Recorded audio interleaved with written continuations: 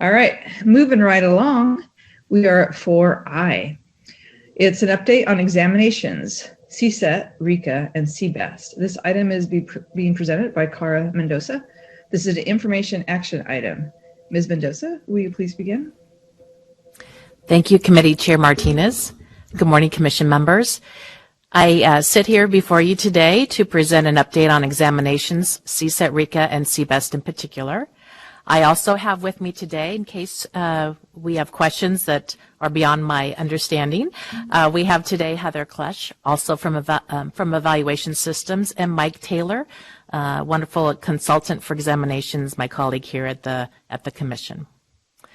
So this agenda item provides information regarding plans to increase the accessibility for examinees for the three examinations noted above, CSET, CBEST, and RICA. Information about updates in this agenda item include a plan for online proctoring for all three examinations, a plan for a new subtest structure for RICA, a plan to lower the cost of the computer-based CBEST, and a proposal to retire the paper-based form of CBEST.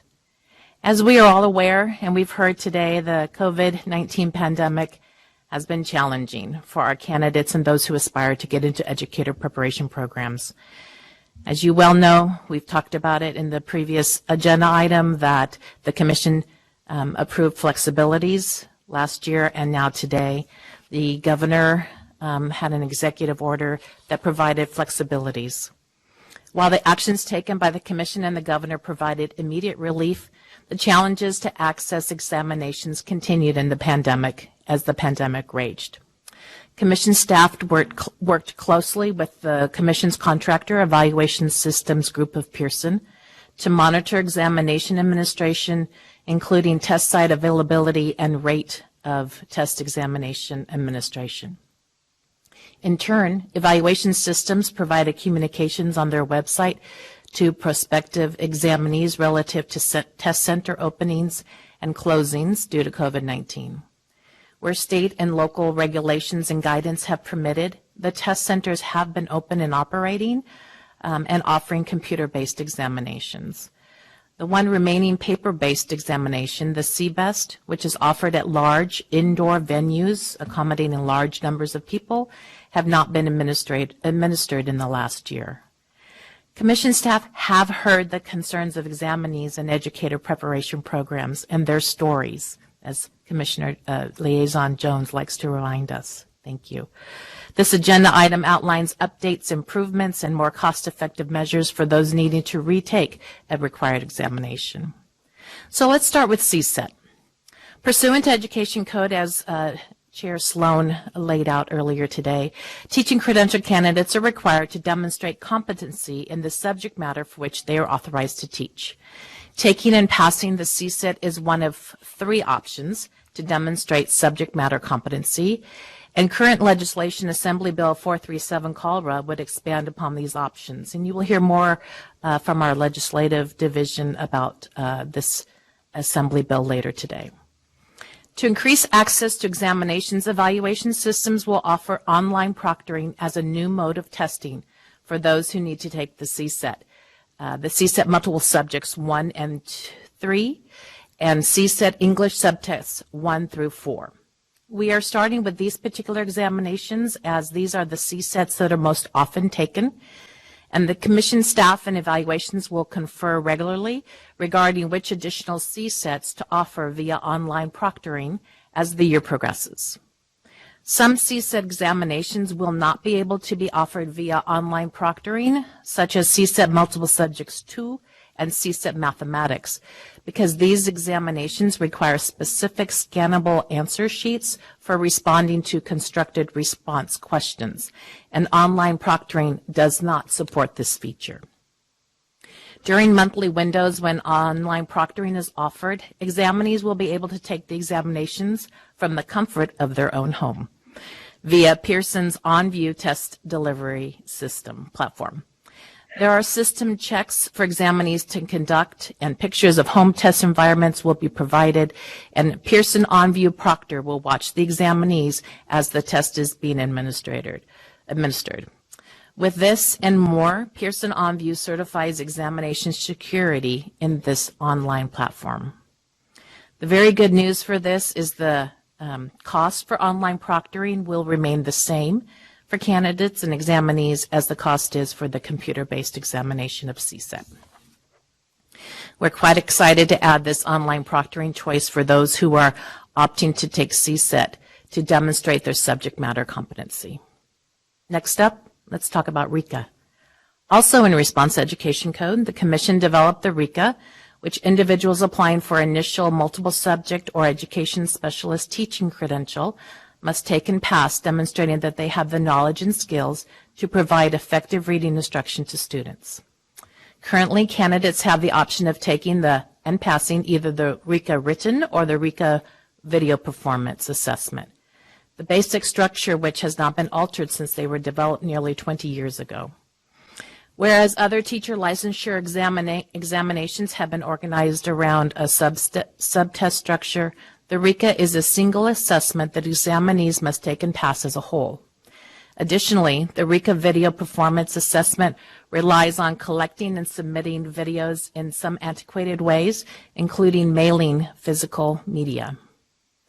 As outlined in statute, the Commission is expected to periodically analyze the validity and reliability of the RICA examination. With this, staff has worked with evaluation systems to reconfigure the written RICA by subdividing the assessment into 3 subtests, which examinees can register for and pass individually, and to move the candidate registration and submission of video performance to an online platform. Subdividing the RICA into 3 subtests can benefit examinees in at least 2 specific ways. First, subdividing the RICA into 3 subtests reduces the amount of time it takes to complete the exam. With this, it is anticipated that additional openings at computer-based test centers will be available. And second, subdividing the RICA could lead to a savings for some examinees. Currently, the cost of RICA is $171. When the RICA is divided into 3 subtests, each subtest will cost $57, which 3 times 57 equals 171. The potential savings to examinees comes in the event that an examinee must retake one or more of the 3 subtests. If so, the examinee would only need to pay $57 for each for the number of subtests one would need to pass, and not have to pay $171 to retake the entire RICA, undivided RICA again. Online proctoring for RICA will also be available at the new fee structure and the subdivided tests, and for no extra cost to the examinee. Updating the RICA video performance to an online platform will mean that examinees will no longer be required to mail demonstration packets and videotaped recordings, which currently are on mini digital cassettes or DVD or USB flash drives. Instead, evaluation systems will migrate the RICA video performance to the same online platform for the Commission's Teaching Performance Assessment, otherwise known as the TPA. Last about RICA, the Governor's 2021-22 proposed budget does include $2 million in the Commission's operational budget for one-time funding to support updates to educator testing. The thinking is that the proposed funding will be used to undertake a more significant update to RICA than the changes already noted. And there is Senate Bill 488 Rubio, which if passed would require the Commission to ensure that by July 2025, all approved teaching performance assessments assess candidates for competence in literacy instruction, including but not limited to evidence-based methods of teaching foundational reading skills. And you'll hear more about that later, I believe. Whether or not SB 488 is enacted, the proposed funding in the Governor's budget will allow for the redesign of the current RICA video performance assessment. The last examination update is for the California Basic Educational Skills Test, the CBEST. At this time, as Commissioner Sloan noted earlier, there are 7 ways that a prospective candidate in an educator program can demonstrate basic skills proficiency, and that list you can find on page 5 of this agenda item. AB 312 Sayartho proposes an additional option of permitting letter grade of B or higher in credit-bearing higher education coursework in basic reading, mathematics, and writing.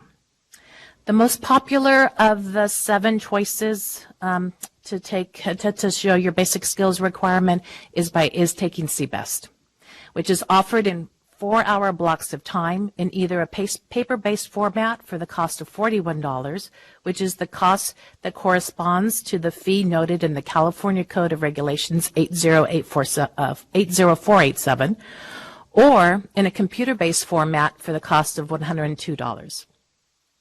Due to COVID-19, no paper-based examinations have been administered since February 2020.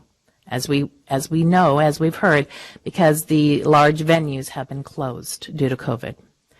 It has been challenging for individuals to then schedule a 4-hour block of time to take the computer-based examination at testing centers, again, because they have had to follow the COVID regulations in their particular counties.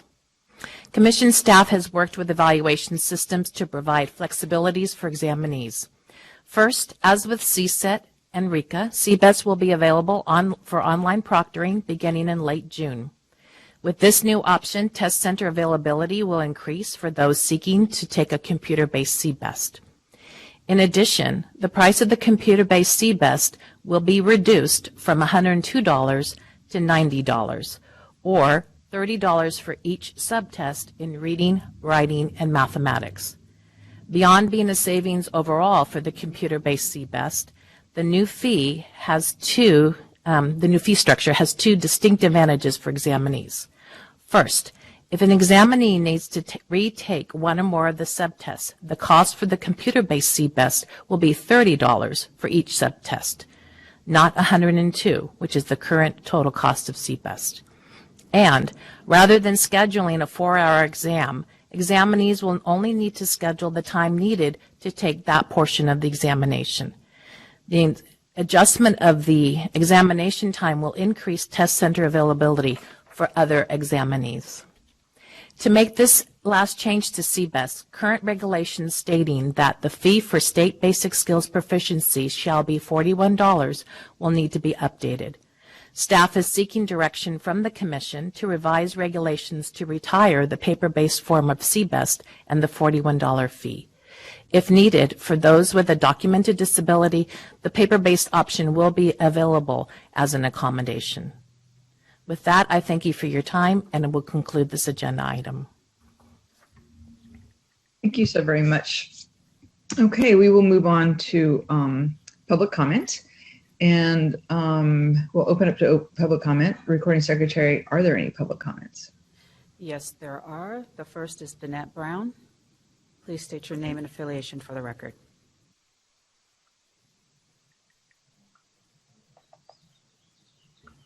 I'm forever muting. Sorry. Hi, Danette Brown. I'm a teacher in La Habra City School District, and I'm speaking today on behalf of the California Teachers Association. Thank you so much for your attention to this important issue. Some of my comments may overlap with other agenda items, as it seems like we have a lot of related items in this meeting. I have some questions because we just weren't clear on a couple of the elements in this, so I'm going to focus most of my testimony on just asking some questions regarding the RICA suggestions. We weren't sure, although I read the agenda item, so it could be a me thing. I read that there's a suggestion to divide the written RICA into subtests or 3 parts. And I wasn't clear on, was there going to be any content updates to the written portion, or is it just the video option that's going to get the refresh, revise, update? And we were curious when we read that most of the proposed $2 million would be used to significantly update the video performance portion when so few candidates choose that option. We're hoping that in the update, it'll be a more viable option and people might be more willing to select it. These are just some of the questions going through our head as we kind of flesh out this RICA issue. Additionally, we have a comment. We've heard testimony in the past that the RICA has been a barrier to entrance into the profession, especially when considering a diverse workforce. We also have heard the Commission in their strategic planning conversations talk about the importance to look at the work of the Commission through a DEI lens, or diversity, equity, and inclusion. So we see this refresh update as a great opportunity to put that priority in place and really examine what were the previous barriers for the RICA for certain subgroups, and how do we keep that from happening in whatever the outcome of the update is. So thank you so much for this opportunity. Thank you. Recording Secretary. Marisol Ruiz, please state your name and affiliation for the record. Hi, I'm I'm Marisol Ruiz. I'm an associate professor at the School of Education at Humboldt State University. And I want to thank Danette Brown for her comments. I definitely echo what she just said. Also on the RICA, we have in our teacher preparation program lots of literacy courses. We don't only deal with foundations of literacy. We do deal with that, right? But that's not the only thing. It's multilingualism, even our bilingual theories and methods courses that we teach also deal with literacy and multiliteracy. I feel like we have our teacher preparation programs at the CSU have a holistic way of looking at literacy. And if anything, they take more literacy courses than anything else. I think that should be enough to prove that our students are ready to teach literacy within the classroom, plus the TPEs, right? We evaluate our teachers with the TPEs again, the 6 TPEs, right? We're doing that, 6 observational. And then we also have integrated class. They have to integrate, lessons, right? With literacy. Like we're seeing that. I'm a teacher preparation. I go out to the field and see it.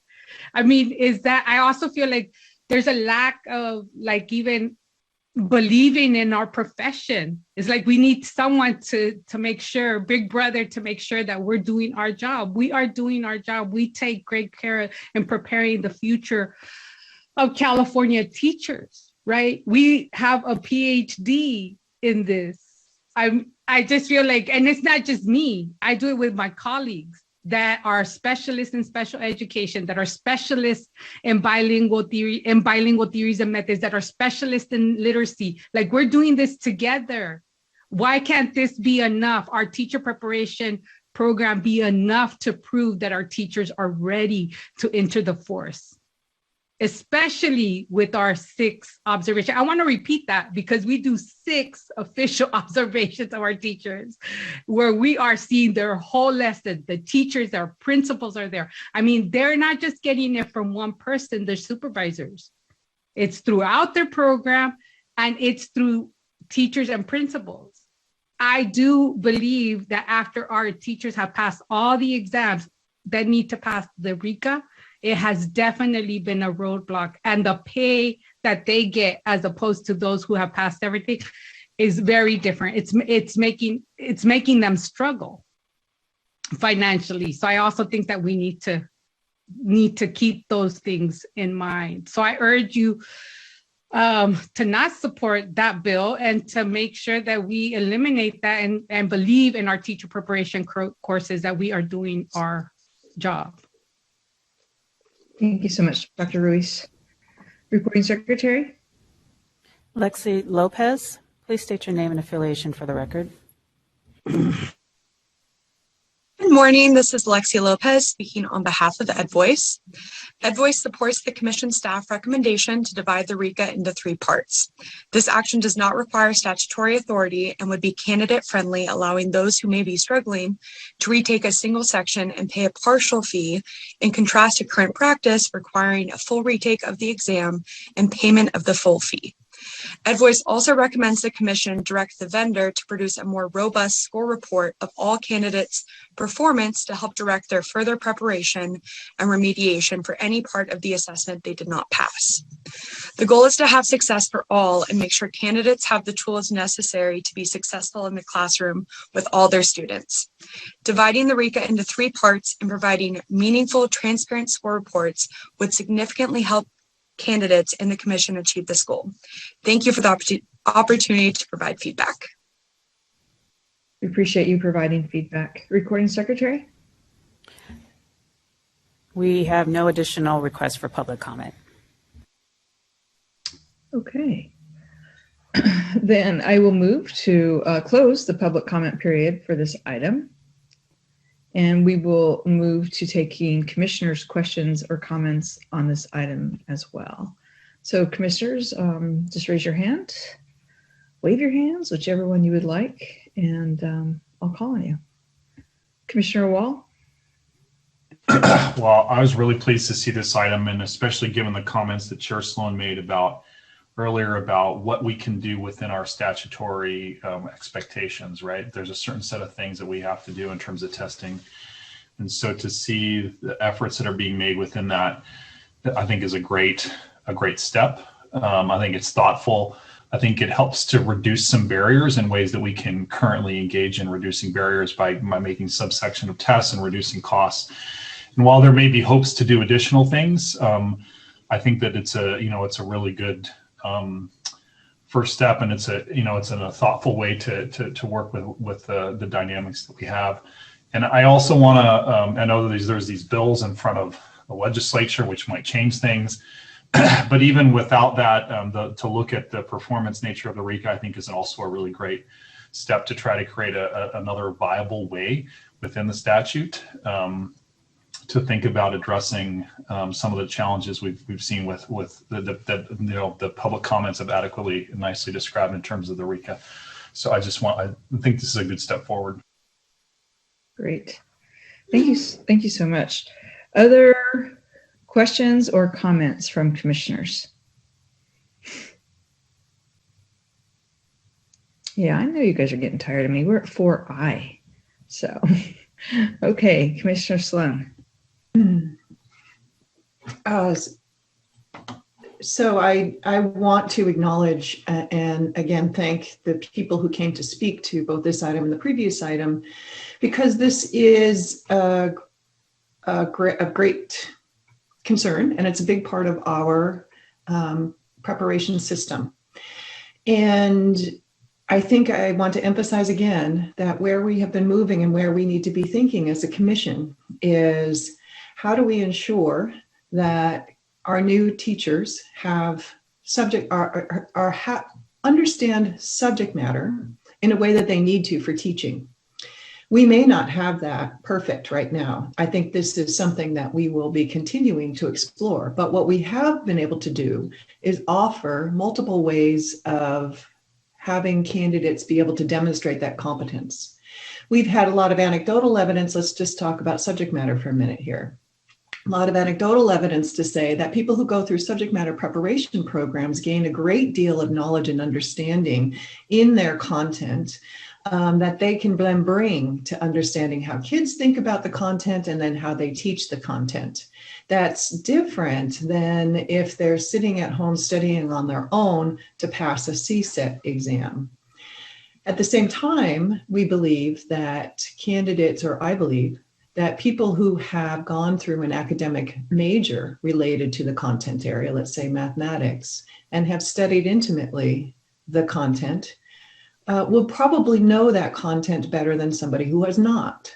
And we should be taking into account their expertise and their experiences in those areas, just like we do with somebody who goes through a subject matter preparation program. So those are, as this item suggests, among the many things that we are looking into to have people be able to demonstrate competence. Now, with respect to the RICA and reading and competence in demonstrating that our teachers can effectively teach reading, this is also a key linchpin area of teaching. And it is why it has become such a passionate and politically sort of, the elements of this has become very political, because it's crucially important and we need to get it right. And at the moment, we are trying to alleviate the stress of passing a single exam that we know has created a lot of hardship in the past. And I think that dividing it up into the 3 subtests is a very important move towards making the opportunity to demonstrate competence via the RICA far more reachable for far more people. And the other part to that is doing a mix and match of coursework that we may be able to see coming up in future legislation. That also is going to help tremendously for people who need to demonstrate that they have what's needed in this area. We do recognize that there are programs that provide tremendous preparation in reading instruction.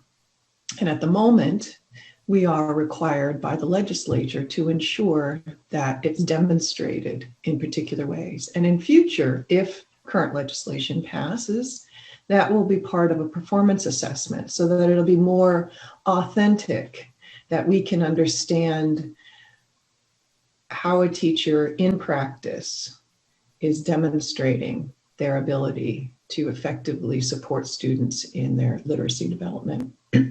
So I think that the Commission is going a long way with this to start just some immediate alleviations of the problems, and we're going to continue to look at all of this as we move forward in our work, and in particularly as we look with a DEI lens, as Danette Brown has said, on our work in general. With that said, I want to just circle back to a couple of the questions that Danette Brown raised and ask Cara Mendoza or Mike Taylor if you could respond to some of her questions. I'll just remind you what I heard of her questions, which was why the video update? Why are we spending a lot of time and effort on that piece when few candidates seem to take it? That was her first question. Her second question is, are we updating content as well? I can answer that, Chair Sloan. So relative to the video performance, we're hoping and we're wondering if the submission process was easier, more accessible, more interesting, that perhaps more people might choose the performance, the video performance to demonstrate their understanding. We wondered if, because our candidates are now taking TPA and they have familiarity with that online platform, that it might transfer to RICA video performance. So that's one hope. And it's not a huge change relative to all things being considered, because it's a matter of just changing the online platform, but it is something that we're hoping will be more accessible for candidates and might be more interesting for them, and therefore increase the number of individuals accessing that portion of RICA. And then second, relative to the subdivision, it is just it's a reconfiguring of the current content for the subdivided RICA. Great. Thank you. Student liaison Corey Jones, and I don't see any other hands. Okay, and then Commissioner Heredia. I just want to say that I want this legislation to pass so bad, like so bad. I want it to pass so bad. And in the meanwhile, I recognize that this is what we're just trying to make it work, and we're trying to make it better. So for subdividing the subtest into 3 tests, my only concern here is the time that's going to be given to complete the subtest, because something that I know a lot of students, I know even myself, struggled with is completing the test in time and having enough time to actually do the test. So are each of these subtests going to just equally divide up that 4 hours, or are we going to get more time to take one subtest? So that's one of my first questions. Thank you. Ms. So Mendoza, I have an or- answer. Yes, I have an answer for you relative to CBEST. So CBEST currently is the 4-hour examination, and when the test is subdivided, examinees will actually have 2 hours for mathematics and an hour and a half each for reading and writing, and therefore that would be more time. They would have 5 hours total to finish the examination rather than just the 4 hours. So yes, excellent question. Thank you. Awesome. And I do really love the idea of the RICA being subdivided into 3 tests. Kind of highlighting something that one of our public commenters said, Lexi. She mentioned giving information that is meaningful and transparent to why we have those scores. I know that when I looked at my scores, when I didn't pass one of my CSETs, I was like, I know I needed more knowledge, I know I needed more support, but what exactly the area that I need to really focus on? So I do think that that should be also invested in during these next steps as well. And That's those all I have to say. subdivided, excellent. Those subdivided examinations will be via domain, so you will have a little more information because it won't necessarily for each one be a whole mix. It will be a little more targeted. So there potentially is an opportunity for more, at least understanding which domain you were in during that subtest, if that makes sense. Gotcha. Yes. Thank you. Okay, we're going to move on to Commissioner Heredia and then Commissioner Sloan. My first question was answered about the time for CBEST. Thank you. So, Ms. Mendoza, could you speak a little bit more about the idea that you're updating the content? That was one of the 2 questions, that one of the speakers had asked. You'd asked about why the video update, why are we updating the video? And the second question, which Commissioner Sloan asked was, to talk about updating the content. Could you speak a little bit more about that? I wasn't sure what that meant. Updating the content of what exactly? So for video performance, we are updating the manner in which the candidates submit their responses to the current questions and the current prompts. So the video performance is not, the content is not being updated. It's the platform upon which they submit their media is being updated, if that makes sense. So, and I hear Executive Director Sandy. I would just like to support what Ms. Mendoza, Dr. Mendoza is saying. With regard to the content, we are required that there are very direct expectations in statute regarding the content and scope of the RICA. That include, being based in the foundations of reading and the science of reading, and also include that we maintain an alignment with the Reading and Language Arts framework adopted by the State Board of Education.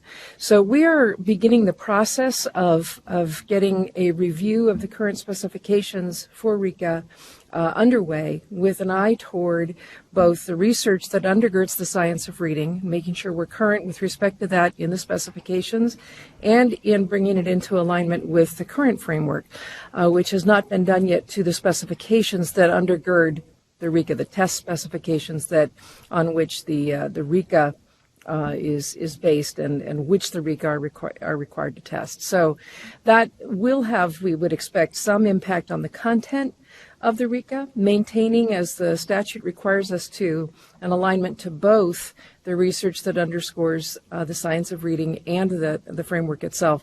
And as those specifications are developed and reviewed by the field, they'll be brought before the commission. And then any changes in those specifications will be combed out, if you will, through the examination and redevelopment and updating of both forms of the RICA. I hope that supports the answer Dr. Mendoza provided and answers your question. It does. Thank you. Okay, Commissioner Sloan. wanted to make one more comment that I think is really important for us to consider in future. One of the challenges that I think our candidates have had over the years with the RICA is that it was often treated as a standalone assessment. And some programs embedded preparation and work, specifically for the RICA within the work that they provided candidates in preparation for teaching reading. And other programs did not do that as well. And we have evidence of candidates finishing teacher preparation programs, but not being able to get credentialed because they could not pass the RICA. And I think that is abhorrent. I think that we need if whatever we end up with respect to assessments of this nature, programs need to have responsibility of some sort to ensure that their candidates are prepared for these. And so what Liaison Jones brought up, that one of our speakers from the public brought up as well, was the idea that now that we're having these 3 subtests, I think it's going to be easier for programs to be able to embed opportunities for candidates to learn specifically what they need to learn around this work. And if they have good feedback if they do not pass a subsection, then programs can work directly with candidates to help prepare them for that work. Whatever we might think about exams in general, and again, we're going to be working towards multiple ways of demonstrating opportunities to teach reading and literacy. They are providing an indicator of some sort in terms of what we candidates know and don't know and where they may need more supports. So if we can use them formatively as well in their work, I think that would help our teacher candidates a great deal. Thank you. Any other discussion or questions? Otherwise, I'm going to move us to make a motion to approve. Okay, not seeing any. And if I'm wrong, someone just pipe up.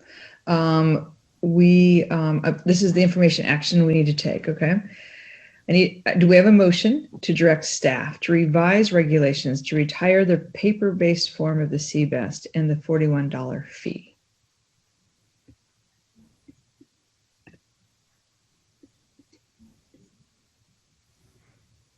Okay, I have a motion by Commissioner Heredia, and I have a second by Commissioner Jackson. So recording secretary, any further discussion? Apologies.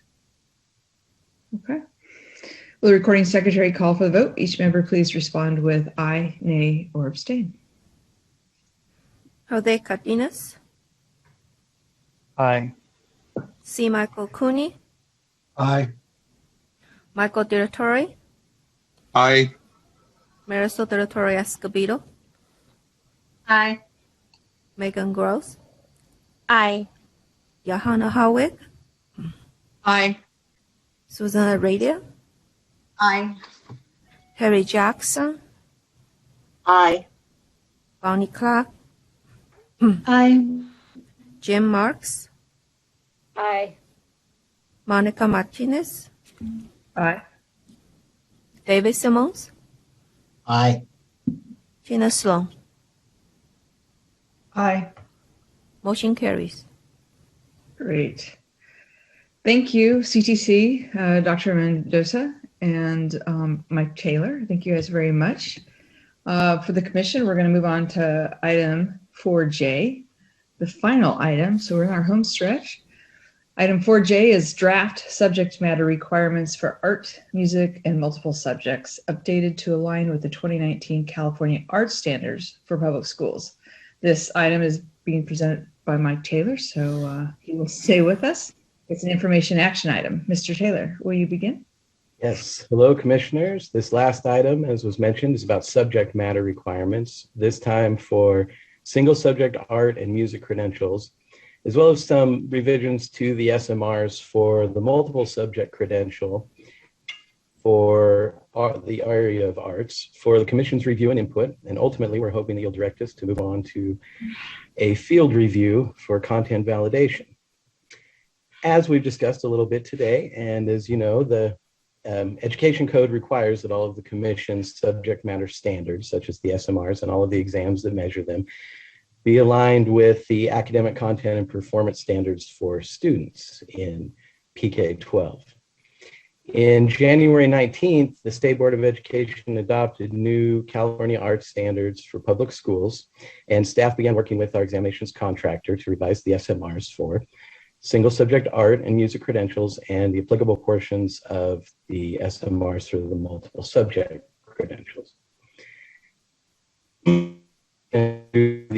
Ultimately, we will be redeveloping the existing CSETs for music and art and for multiple subjects for subtest 3.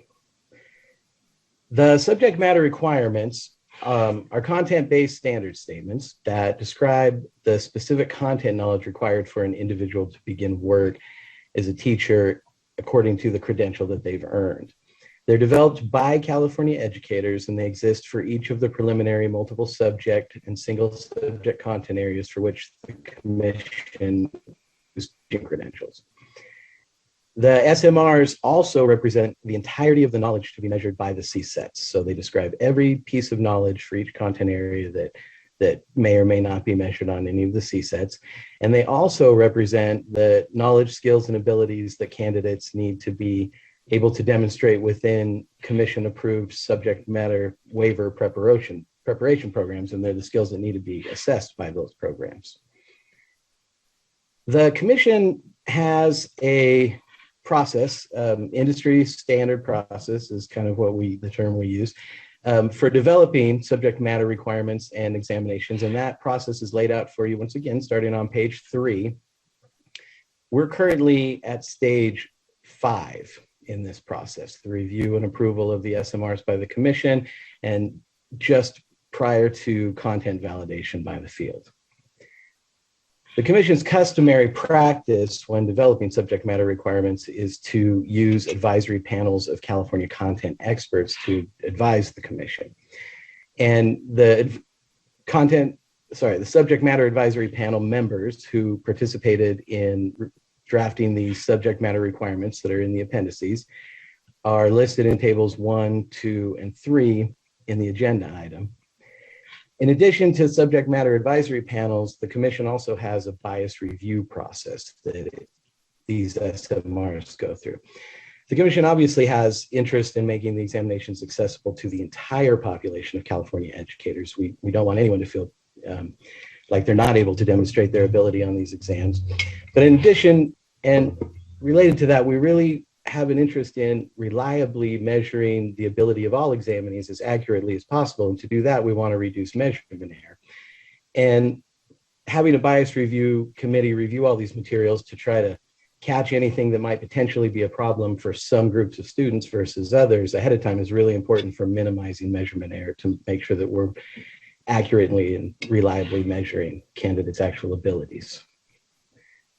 The Bias Review Committee met to review the draft SMRs and the appendices for this item on January 13th and 14th of this year, and the subject matter advisory panels of content experts met to review these materials in a series of meetings between January 19th and January 26th.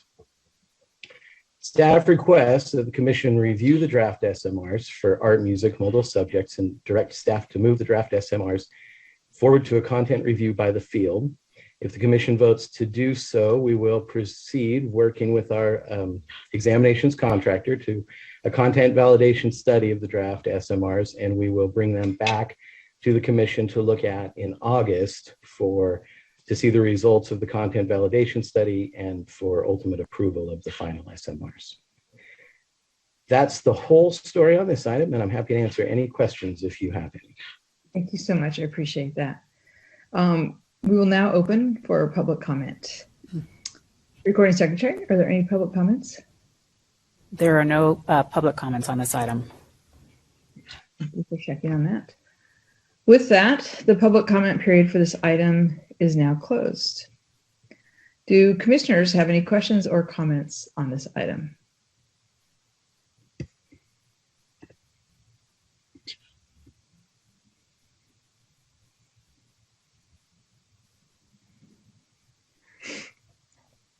Mr. Taylor was very clear, it seems. Or as is this item, seems pretty important to align our standards. So I think we appreciate that. All right, well, I think I am going to move to us making a motion. So it's an information action item. Do I have a motion to move the draft SMRs for the art, music, and multiple subjects forward for content review by the field? I have a motion by Commissioner Jackson. I have a second by Commissioner Sloan. And any further discussion?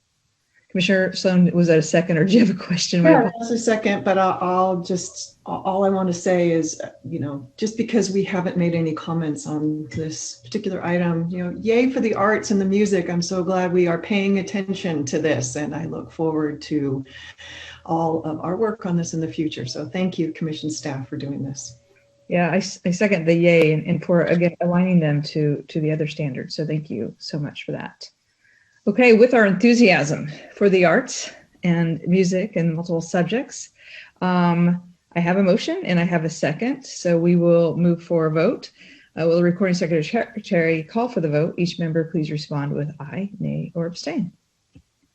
Jose Cardenas. Aye. C. Michael Cooney.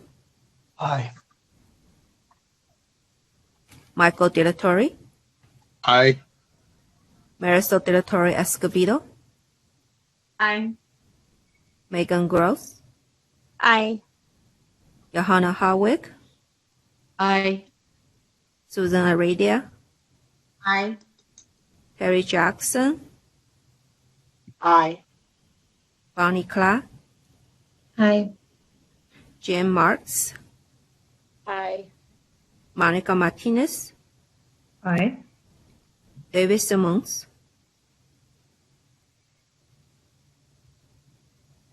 Aye.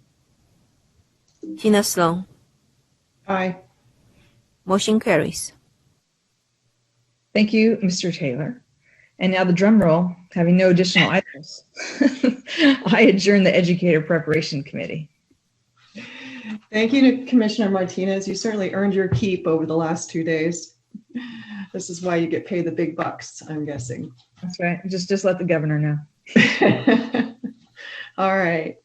Next, we have the Professional Practices Committee. Commissioner Cooney, will you please convene the committee?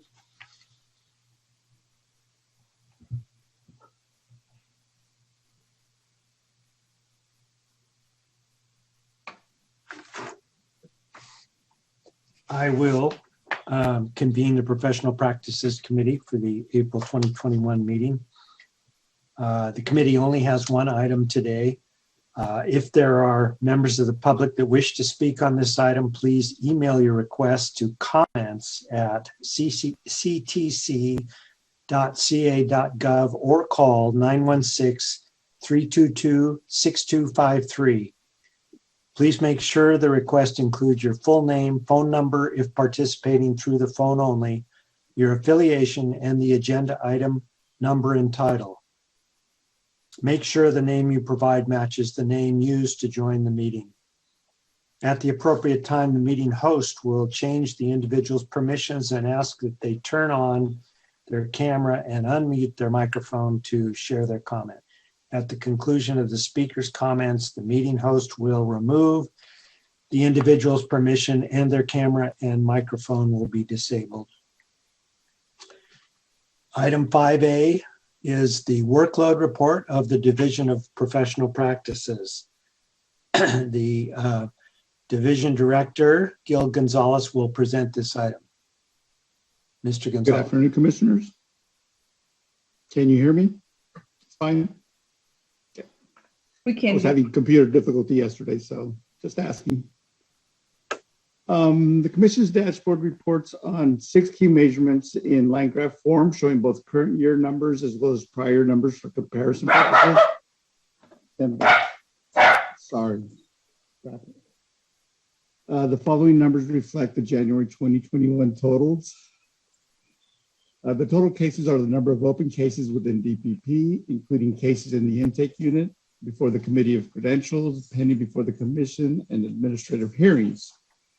At the end of January, the total number of cases was 2210 and below the normal range of 26 to 2,800 cases. Cases open are new cases received during the month from all sources, including criminal arrest notices, district reports, affidavits, and educators who self-report misconduct. In January, staff opened 219 cases, which is below the normal range of 400 to 500 cases that we open per month. Following the COVID closures in March 2020, DPP began receiving fewer reports of misconduct of all types, and thus fewer cases were open on a monthly basis. The next graphs are the initial and formal review graphs, which reflect the number of cases reviewed by the Committee of Credentials during their normal 3-day meetings, which is required by statute. During the past year, both staff and the committee continued to handle approximately 90 plus initial review cases. In the next workload report, you'll see a slight reduction of the initial review cases, which is due to the decline of the overall caseload. In January, staff closed 295 cases. These are cases closed by commission action, committee action, and closed by staff where the commission has given formal delegation of authority. AG cases refers to the cases in which an educator requests an administrative hearing to challenge a recommendation for discipline by the committee. An administrative hearing is an evidentiary proceeding where the administrative law judge hears and rules on the evidence. And the commission is represented by the Office of Attorney General. And there are currently 100, or as of January, there was 150 cases assigned to the AG. Thank you, and I'll be happy to answer any questions. Do commissioners have any questions of Mr. Gonzalez? Joanna? Commissioner Hartwig. Good morning, Mr. Gonzalez. I have a comment and a question. My comment is just for the other commissioners and for any of our constituents who are watching. I really want to thank the Department of the Division of Professional Practices and the Committee on Credentials for the ongoing work that you do day in and day out. This is a part of the work by the Commission that is probably the least seen by the public because it involves so much confidential work, but is one of the 3 pillars of the work that the Commission does and is incredibly important, both in protecting the welfare of our school children, the welfare of the profession as a whole, and then, of course, protecting the rights of credential holders. And so I just want to publicly express thanks for the very difficult work that is done, and that is done so professionally day in and day out. And we see it meeting in and meeting out through the closed session work that we do, but then also through your very helpful report. So that's just a note of appreciation. One question has to do with, as you noted, there has been a decrease in, there was a decrease in submission of cases related to the pandemic. And I just wanted to know whether you think that that means that there is a backlog of unreported matters that will start to be reported in greater numbers as the state opens up, and that there may be some surge related to that, or do you think that that's not likely to pose an issue? Honestly, it's hard to determine or have any knowledge of. I do anticipate, though, when the schools and districts do reopen, that we'll begin to receive the normal amount of cases at some point. Whether or not it's a flood or it comes in gradually is one thing, but I think we're prepared either way. Thank you. I know it's difficult to speculate about that, but I just wanted to express that that's definitely on my mind, and I know that we can rely upon you and other CTC staff to bring to our attention if there are any staffing needs that need to be addressed in order to make sure that we can continue to efficiently handle all of the matters. Thank you. Right. No, I have been concerned about that and whether or not it's it would be a flood of cases, which is why we continue to do the same amount of initial review cases throughout the year. Great. Thank you. Thank you. Thank you, Commissioner Hartwig. I can always count on you to ask pertinent questions and give appropriate background. I have a question as well, but let me ask if there's anyone else. Monica Martinez. Thanks. I finally get to raise my virtual hand. I had a question that, so we have the dates here, 2019, 2020, for the workload, 2020, 2021. Are those cases they don't necessarily represent discipline cases or from the current year, right? Like this could be from a year before or 2 years before. Can you tell me if the school year is for the actual cases that happened during that year, or if it's the workload that is occurring for that year and it could be from previous year? It could be from any year. From any? Okay, Right. Thank you. Just wanted to be clear looking at the trend. Sure. That. Other questions from commissioners? Mr. Martinez, in terms of a question that recurs monthly or every time we meet regarding the reports you make, you have a category of initial review cases and a category of formal review cases, especially because we have new commissioners here that are hearing some of these statistics for the first time. Could you distinguish between the two? Sure. The initial review case, that's the beginning stage of the actual review of cases through the Committee of Credentials. And that begins with what's called a letter of inquiry that's sent to the educator. And that informs him of the dates of the meeting, the allegations that the committee will be reviewing. And at that stage, the committee can either close the case or they can move it forward to the formal stage. At the formal stage, what can happen is the educator is asked if he would like to appear before the committee. If not, they do a secondary review of all the information that's been collected or received from the educator. And at that point, a decision is made or recommendations made as to whether to close the case or take an adverse action. Where in your charts would it be reported applications for credentials? Application, that's not included in these charts. Okay, so maybe just spend a minute, explain the division's responsibility for reviewing new applications. Right. Anytime a new application is received, an individual will respond to six professional fitness questions regarding either criminal conduct, past misconduct of any type. And once they report that information, those applications are forwarded to our division. And then we open a case at that point. And depending on what we need, we'll either gather documents, we'll contact the educator and open a case and begin the process at that point. Okay, so if someone an applicant reported a criminal incident, it would move into one of these categories of initial review? Well, yes, once we gather all the documentation, sometimes the applicant does not provide everything that they need to. And the intake unit takes care of that portion of the process. And that's a data collection, document collecting of everything that's needed for that case, which then is forwarded to the investigation unit and the case management units for processing through the committee.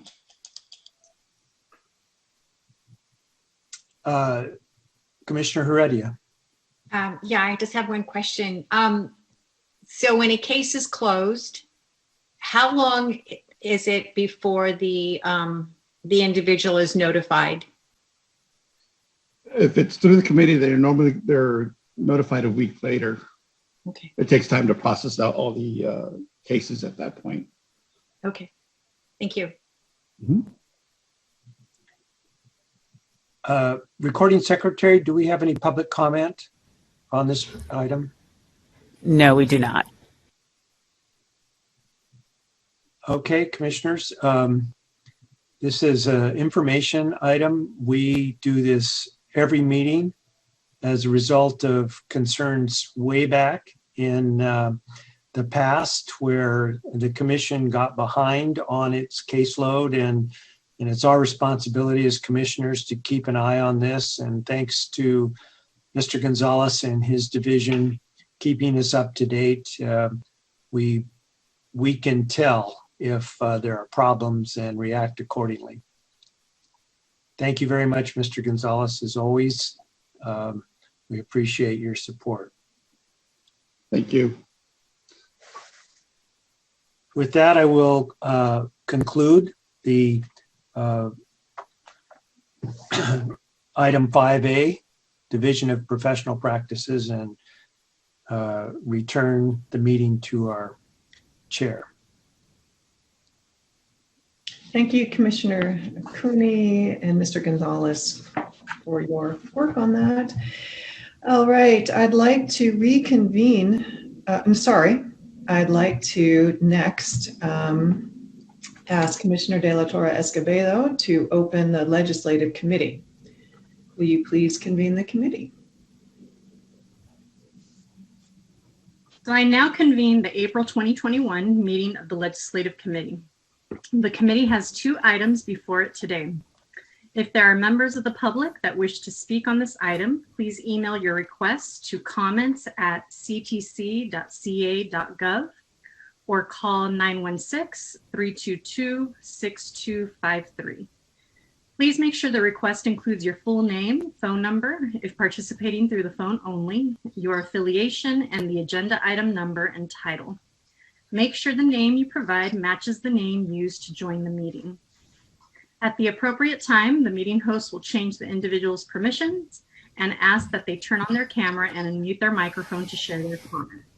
At the conclusion of the speaker's comments, the meeting host will remove the individual's permission and their camera and microphone will be disabled. Mr. Horwitz, I see you on the screen. All right. So item 6A, status of legislation. This is an information action item, and Sasha Horwitz will present this item. Mr. Horwitz, will you begin, please? Yes. Thank you, Commissioner De La Torre Escobedo. Good morning. Sasha Horwitz, Government Relations and Public Affairs Manager. It's 11:59, so I just made it. Today, I will present the legislative update starting with the 3 bills the Commission is currently sponsoring or supporting in the 2021 legislative session, before moving on to a discussion of 5 bills staff is monitoring and that affect the Commission's work. As always, and especially for the new commissioners, I find it helpful to begin by orienting us to the current point in the legislative cycle before moving on to provide details on any bills. Now that it's mid-April, the legislature is about a third of the way through year 1 of the 2-year legislative session. Bills are still being heard in their House of Origin, that is, by the Assembly for Assembly bills and in the Senate for Senate bills. Policy committees have about 3 more weeks to debate bills before the deadline to be sent to the fiscal committees if they have costs associated with them. Bills that are still alive at that point then move to the Assembly or Senate floors for a vote of the full body. Starting in June, successful measures swap houses and begin the process over again. Unsuccessful bills may have another chance at life as 2-year bills in next year's session. Bills that do pass both houses are sent to the governor's desk to be signed or vetoed. With few exceptions, signed bills become effective on January 1st next year. Running on a parallel track is the budget process. Every year in January, the governor releases the state budget and a series of related trailer bills, which contain the details of the administration's spending and policy priorities.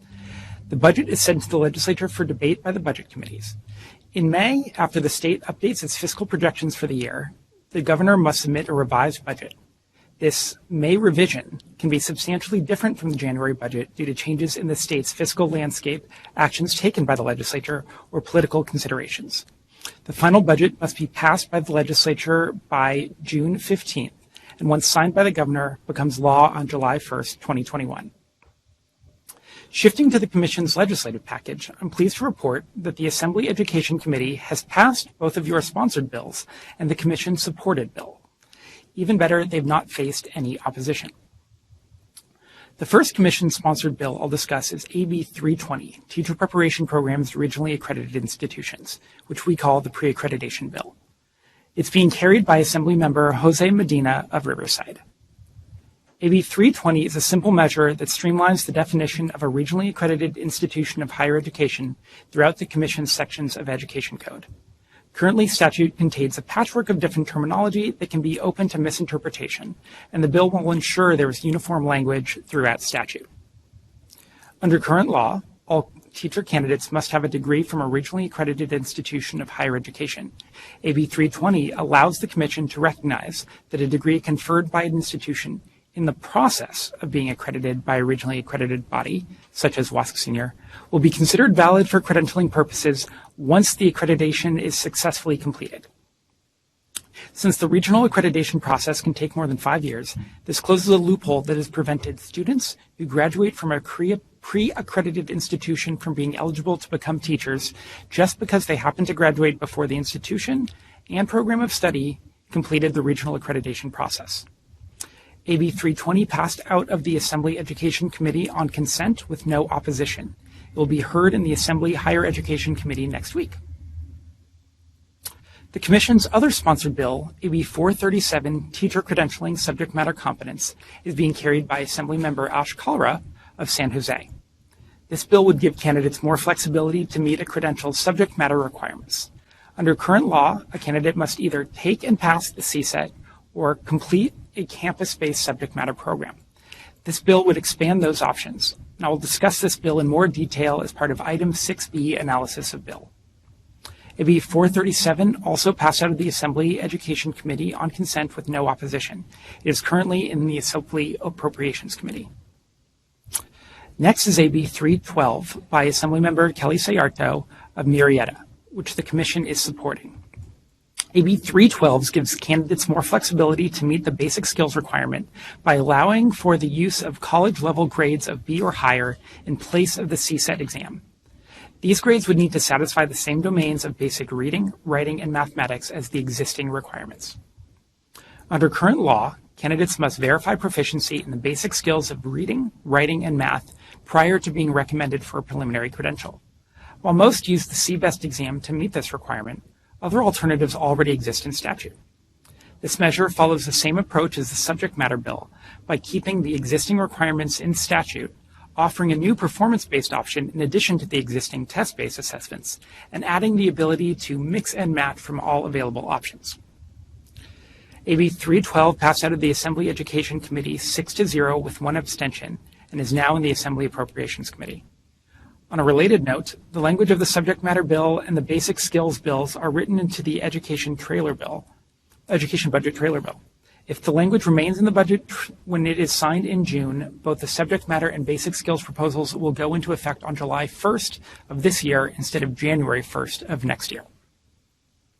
Before moving on to legislation of interest, are there any questions about these bills?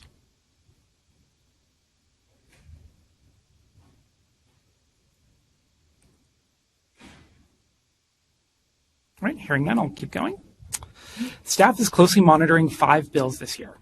The first, related to examinations, is SB 488, which makes changes to the Reading Instruction Competence Assessment, or RICA, statute. This bill would, in alignment with the current English Language Arts English Language Development Framework adopted by the State Board of Education, add effective means of teaching literacy and evidence-based means of teaching foundational reading skills to the minimum requirements for a multiple or single subject credential. Starting September 1st, 2022, these requirements would need to be included in the standards of program quality and effectiveness for the preliminary multiple education specialist and single subject English language arts credentials. Additional standards would be required starting September 1st, 2024, including satisfactory completion of research-based comprehensive reading instruction, direct systematic explicit phonics, and for multiple subject credentials, the study of integrated methods of teaching language arts. Starting July 1st, 2025, the RICA exam would no longer be required. Instead, the Commission would be required to approve a teaching performance assessment that assesses all candidates for competence in instruction and literacy, including but not limited to evidence-based methods of teaching foundational reading skills. These must be aligned to the ELA-ELD framework, teaching performance expectations, and program standards of quality and effectiveness. The bill received unanimous support in the Senate Education Committee and is currently being considered by the Senate Appropriations Committee. As Chair Mendoza mentioned today, the Commission is currently revising the RICA exam as part of our normative practice of reviewing and updating examinations. That process will continue whether or not this bill passes, and nothing in the bill conflicts with that work. Next is a bill related to preparation programs. AB 815, School Nurses Credentialing, is this very simple bill that authorizes LEA-based program sponsors to develop and submit for Commission approval school nurse credentialing programs. Currently, these programs, which serve candidates who already have nursing licenses, may only be offered by institutions of higher education. To be approved, programs would go through the exact same review process and be held to the same standards as the IHE-based school nurse credential programs. This bill is sponsored by LAUSD. It passed the Assembly Education Committee and is now before the Assembly Appropriations Committee. Next are two bills related to grant programs. AB 498 would establish the Computer Science Access Initiative grant program to increase the number of teachers authorized to teach computer science. Since posting the agenda item, the bill has been amended.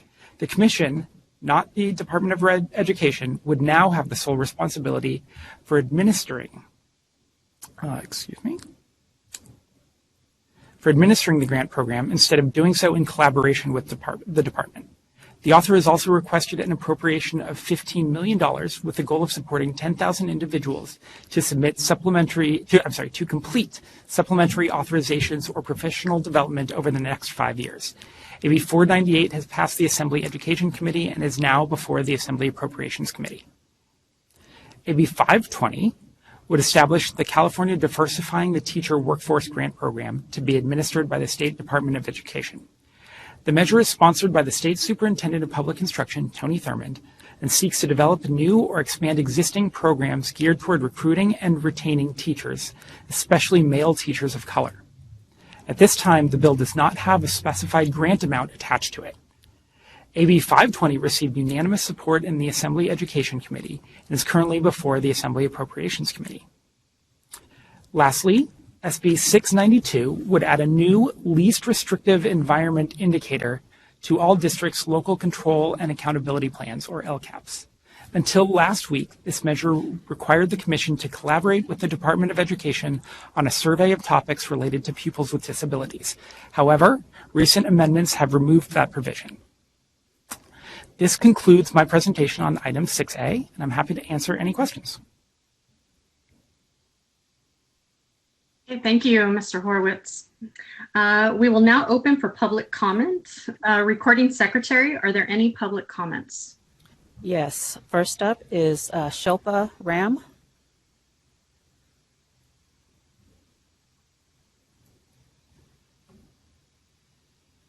I'm Shilpa Ram, Senior Staff Attorney on Public Advocates Education Equity Team. Thank you very much for your presentation. I'd like to make 3 points in response to item 6A. First, with respect to the RICA, we've been concerned for some time that it's no longer aligned with California standards for teaching reading and literacy and remains culturally unresponsive to new themes in reading instruction, such as modifications for English learners and students with disabilities.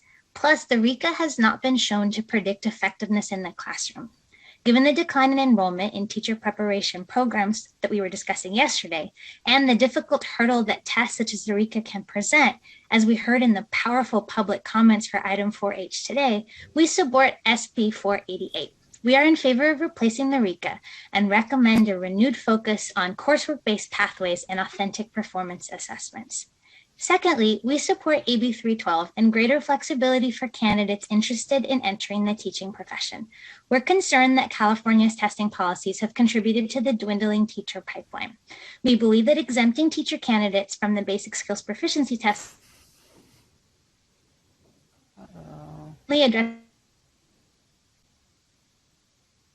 and better prepares teachers to support increased investment in teacher preparation and support can stem the teacher attrition that has been exacerbated by the myriad stressors on school communities since the beginning of the pandemic.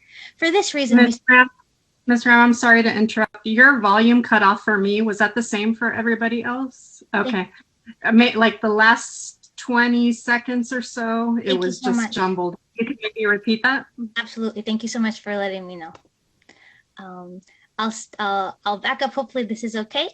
Secondly, we support AB 312 and greater flexibility for candidates interested in entering the teaching profession. We're concerned that California's testing policies have contributed to the dwindling teacher pipeline.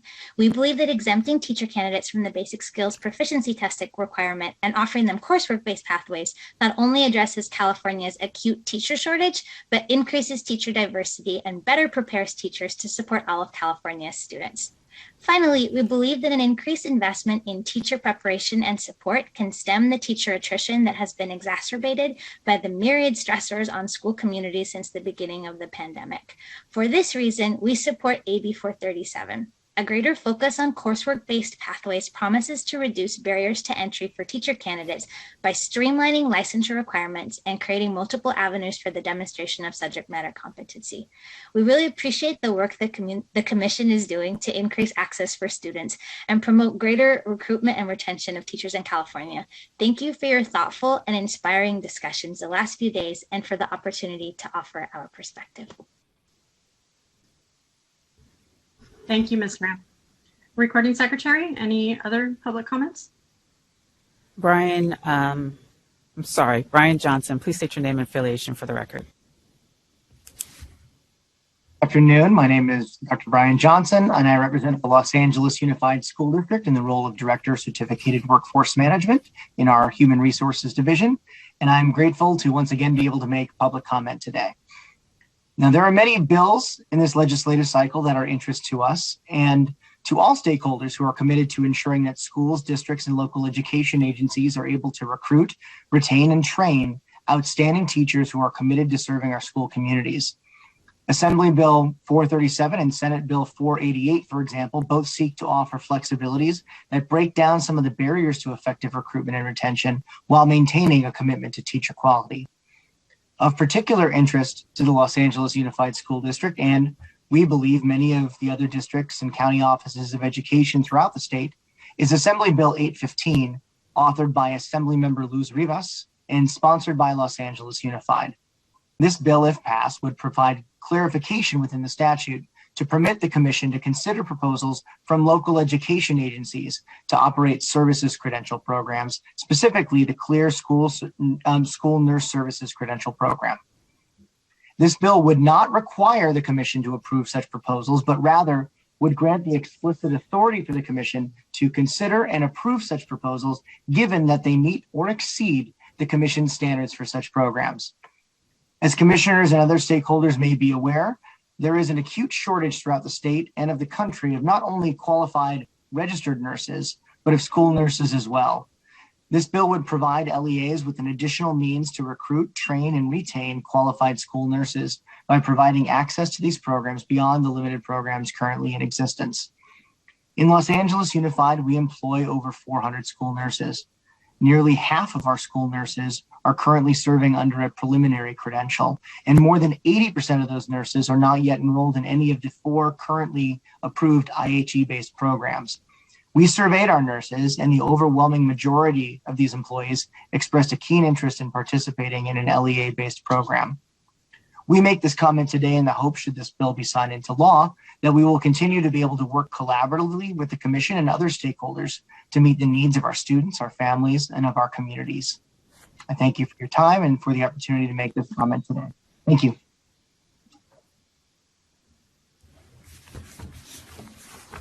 Thank you, Mr. Johnson. Recording Secretary, any further public comments? There are no additional public comments on this item. Okay, thank you. The public comment period for this item is now closed. Commissioners, and actually, Mr. Horwitz, should we save our questions and comments regarding AB 437 until the next item? That way our discussion doesn't get jumbled. Would that help out here? I think that would be best. Okay, sounds good. All right, so commissioners, if you have any questions or comments regarding AB 437, we're going to do a deeper dive on that bill next. But if you have any questions or comments on any other items, now is the time. Yes, Commissioner Grone-Shire.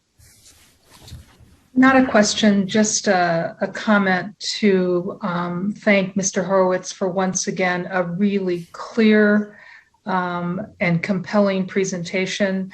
I really like how you tell us where we are in the legislative cycle. It is a great reminder and a great primer for all of us. So thank you again. Thank you. Commissioner Brown?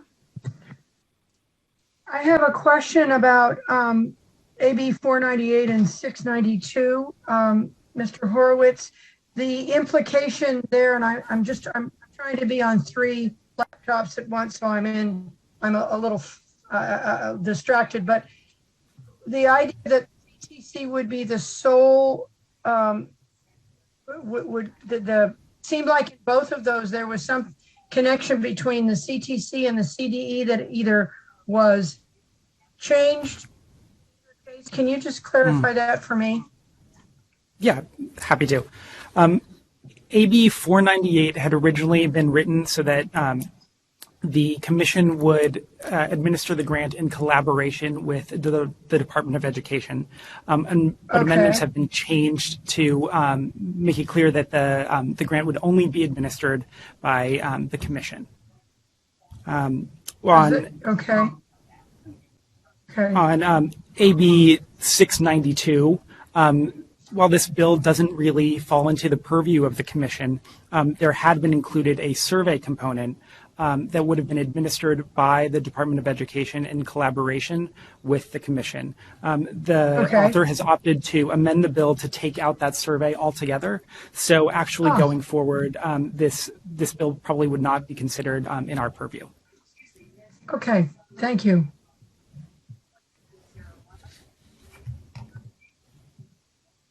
Commissioner Heredia? Yes, on AB 437, I think this is a great bill. But one thing I just want us to keep in mind is that there are 2 criteria here for districts that have been trying to address, the teacher shortage and also just address, recruiting teachers of color is that, when I read the bill, it seems as though it prevents districts that unless you've had significant turnover or unless you have a disproportionate number of novice teachers compared to the statewide average, your chances may be less of getting, should this pass, being eligible for this grant. So just want to make sure that whoever advocates for it, if we were to go to advocate for it, that we just highlight that because I think there are districts that are trying to make significant headway, and this could preclude them from getting the grant money. Commissioner Heredia, which bill was that? What bill number? That is AB 437. Okay. Oh, wait a minute. Let me make sure I have the right bill here. No, I'm sorry. It was 520. Sorry. 520. Yeah, wrong one. Thank you very much.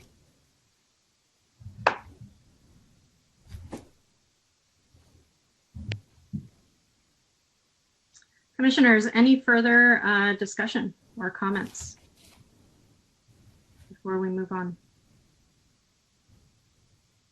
Okay, this is an information action item and no action is necessary. Thank you for this one, Mr. Horowitz. We're going to move on to 6B, analysis of bill. This is an information action item, and Mr. Horowitz, will you present this section of the item, please? Thank you, Commissioner De La Torre Escobedo. Item 6B is the analysis of bill for AB 437, teacher credentialing subject matter competence, which the Commission is sponsoring. As you'll recall, The Commission first sponsored this bill last year when it was known as AB 2485. Due to the pandemic, the bill was never heard in the Senate. Graciously, Assemblymember Ash Kalra has reintroduced the bill this year. As you know, prior to receiving a credential, candidates must demonstrate competency in the subject matter they will teach. Under current law, a candidate can do so either by taking and passing all the CSET subtests or by completing a campus-based subject matter program. This measure would expand the available options to include a performance-based measure in the form of coursework aligned to the domains of the subject matter requirements. It would also let candidates meet the subject matter requirement by mixing and matching competencies from all available options. For example, passing 2 of 3 CSET subtests and using prior coursework to meet the remaining domains. Staff recently convened stakeholders to share their perspectives on the bill as written and whether modifications are needed to ensure it can be effectively implemented. They noted several areas of the bill that would benefit from more specificity and that staff plans to address. The version they reviewed is what is included in your packet. The amendments I will describe were not included in your packet. Regarding coursework verifications, stakeholders indicated that there should be a minimum grade requirement for courses used to meet the subject matter domains. Proposed amendments would add a minimum letter grade requirement of C or better for courses used to meet the subject matter requirements. They would also be used to clarify that advanced placement scores of 3 or higher may be used. Stakeholders also pointed out that preparation programs themselves are often not the appropriate body to evaluate coursework, and that subject matter experts must be involved in this step. The proposed amendments would add language requiring the course verification process to include consultation with subject matter experts. Stakeholders noted that considering how different K-12 academic content can be from college-level content, courses that simply meet the subject matter domains are not an accurate way to gauge knowledge. For example, the difference between college-level math courses, for example, number theory, and high school-level math course, for example, Algebra 1, significantly different. Proposed amendments would add language clarifying that courses must meet or exceed the domains of the subject matter requirements so that a one-to-one course alignment isn't the standard, since it could be an unrealistic obstacle to assessing a candidate's competency. Stakeholders also highlighted the fact that current CSET exam scores are only valid for a 10-year period. For consistency, staff intends to add a recency requirement for courses of up to 10 years. Staff recognize that these course verification provisions cannot be effectively applied without regulations, and therefore intends to add back a requirement from last year's version of the bill that the Commission adopts regulations before the implementation of the course review provision. This would further ensure a consistent process across institutions and strengthen the alignment with the subject matter domains. Commission staff has plans to introduce a new option for demonstrating subject matter competency by allowing programs to recognize completed academic majors in subject areas directly relevant to the credential. This language would allow someone with a baccalaureate or higher degree from a regionally accredited institution of higher education who meets the following to satisfy the subject matter requirement. For single subject credentials, the major must be in one of the subjects of the single subject credential defined in statute. For multiple subject credentials, the major must be in liberal studies or an interdisciplinary major that addresses all of the content areas of the multiple subject credential. This is consistent with current CSET exam requirements. For education specialists, the major must meet the multiple subject requirements or be in a subject aligned to authorized CSET exam subjects used for an education specialist credential. This is also consistent with current CSET exam requirements. Staff also proposes restoring existing code language that defines a waiver to the subject matter examination requirement as a commission-approved subject matter program. This would merely streamline the bill without changing its intent. Finally, staff proposes other minor and clarifying changes as needed. With that, I'd like to turn it back over to you, commissioners, for questions or comments.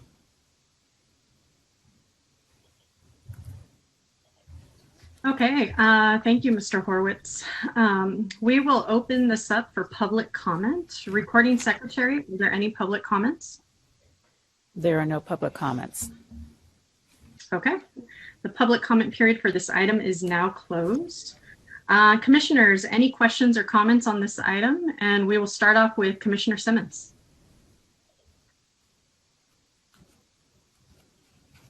You're muted, Commissioner Simmons.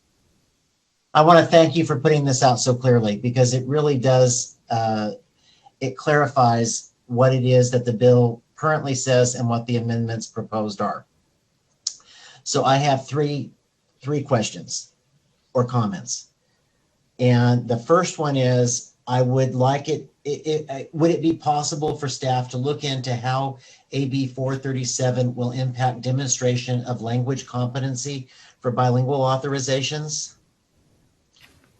Specifically, Spanish CSET 3, 4, and 5, I believe, are the numbers.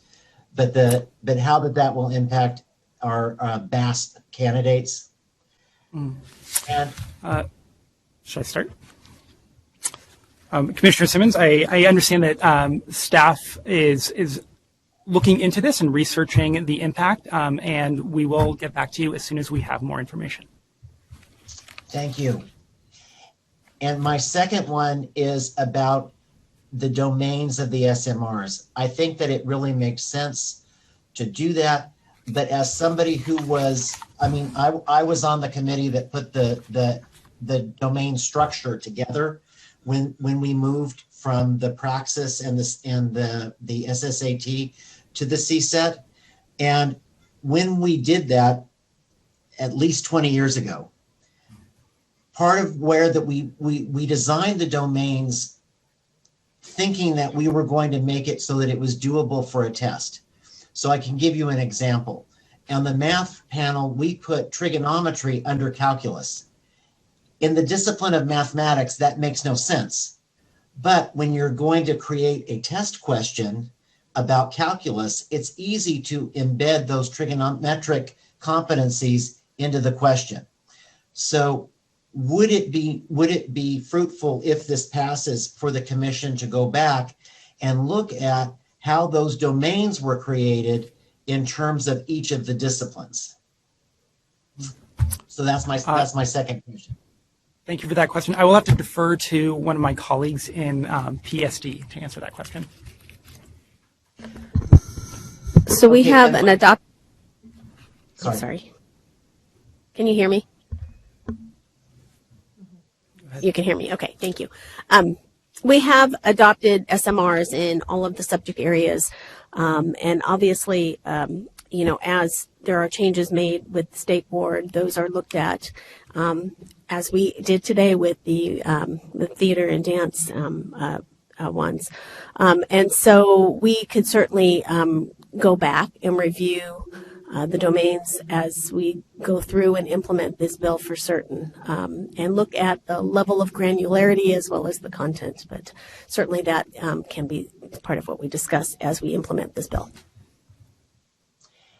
And my third comment is not so much a question as it is just a comment. I really don't think that those amendments are appropriate, and this is my reason why. People have been complaining about RICA for the last however long it's been, 20 years that it's been in place. And a lot of those criticisms come down to that the content and scope of RICA isn't in alignment with what we know now. For that reason, I'm always in favor of putting things in regulation as opposed to in legislation. So although many of these points I think make a lot of sense, it would make more sense for us to put them into the regulatory process so that if later on we find something doesn't work, it's much easier to fix. And I can go through them bullet by bullet. The one I really like is that the commission will create regulation. The rest of them, there are potentially issues with. I'll give you an example. The recency requirement of 10 years. Okay, I took calculus 40 years ago. It hasn't changed a whole lot. If we put in that as a requirement in legislation, we might find that becomes a barrier to second career people who want to come into education later in life. So I think that kind of specificity is better for us to put into regulation than it is to be put into legislation. The other piece that I would say is that as I go through these, okay, so the changing the subject matter allowances for special education. You know, I'm just getting ready to hire a special education teacher whose bachelor's degree is in English. I don't think that's a bad thing. So I think I would want to have more conversation around what competencies are allowed there before we say that that's going to go into legislation.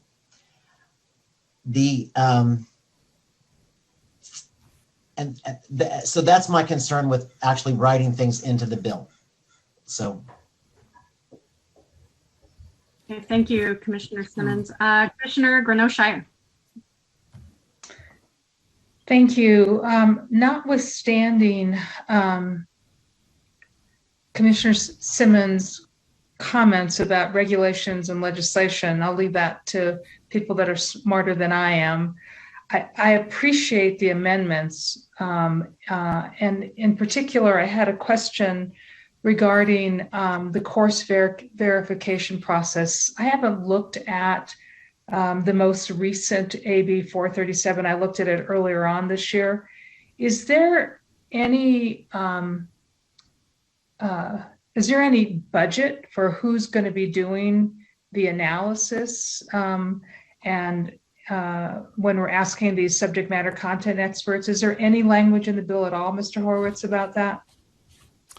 There's no language in the bill, but the preparation programs are able to determine what they need. So by that, do you mean that the preparation programs would then take the responsibility for the course fairs? Well, we do that right now. Mm-hmm. I understand that, but there's a cost to that. So does that cost, is that on the EPP? Do you want to? So that is a cost that would be on the EPP or could be passed on to a candidate who's asking for transcript review. Those are possibilities. This